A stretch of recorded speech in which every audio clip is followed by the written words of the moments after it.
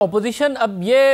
Impression दे रही है कि सादिक संजरानी पहला टारगेट है और फिर हुकूमत दूसरा टारगेट है। ये कह चुकी पीपल्स पार्टी के रहनुमा कायरा साहब ने कह दिया था कि उसके बाद हुकूमत गिराएंगे। मौलाना फजल रहमान अक्टूबर में निकलने का कह रहे हैं और हुकूमत को गिराने का कह रहे हैं। बाकायदा तौर पर मिलियन मार्च का कह रहे हैं। पीपल्स पार्टी इशारा दे रही है कि उनका साथ देगी।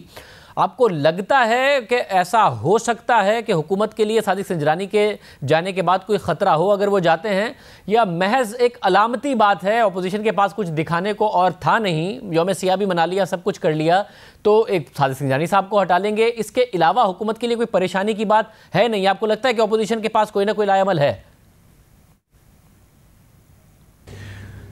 देखें, हुकूमत को परेशान तो ज़रूर होना चाहिए, इसलिए कि बज़ाहिर तो चेयरमैन सेनेट के हट जाने से हुकूमत को कोई फ़र्क नहीं पड़ता और आवाम की सेहत पे भी कोई असर नहीं पड़ता। लेकिन ये हमारी पार्लियामेंट का ईवान बाला है और अगर ईवान बाला में अपोजिशन का चेयरमैन आ जाता है तो उसके बाद फिर जो लेजिस्लेशन है उसमें हुकूमत को प्रॉब्लम हो सकती है। लेकिन इस सिलसिले में मैंने ये देखा है कि अपोजिशन जमातों की जो लीडरशिप है उसमें ये अंडरस्टैंडिंग मौजूद है कि हमने बिला वजह मुखालफत बराए मुखालफत के रवैये के तहत लेजिस्लेशन को ब्लॉक नहीं करना। हाँ, जहाँ पे हमें मुखालफत करनी पड़ेगी वहाँ पे हम ज़रूर करेंगे। लेकिन अगर कल चेयरमैन सेनेट सादिक संजरानी साहब तब्दील हो जाते हैं, उनकी जगह पे आ जाते हैं हासिल बदिंजो साहब, और उसमें अगर हुकूमत की जो एक कौमी असम्बली में इत्तेहादी जमात है BNP मैंगल, तो कल अगर BNP मैंगल के एक सेनेटर डॉक्टर जहांजेब जमालदीनी साहब जो हैं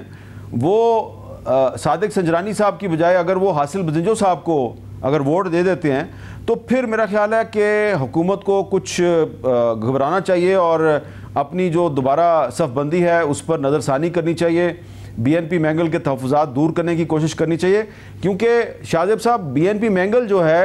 वो कौमी असम्बली में तो उसने इमरान खान साहब को वोट दिया है, लेकिन बलोचिस्तान में BNP मैंगल जो है वो मौलाना फजल रहमान साहब की JUI की इत्तेहादी है। JUI जो है वो बलोचिस्तान में उसके पास काफ़ी मेंबर्स हैं और BNP मैंगल के पास भी काफ़ी मेंबर्स हैं, और शायद इसीलिए हम ये समझते हैं और बहुत सी जो अपोजिशन जमातों की लीडरशिप है वो भी ये समझती है कि चेयरमैन सेनेट के ख़िलाफ़ तहरीक अदम एतमाद अगर कामयाब हो जाती है तो उसके बाद अगले मरहले में वो बलोचिस्तान में तहरीक अदम एतमाद लाने की कोशिश करेंगे। और बलोचिस्तान में अगर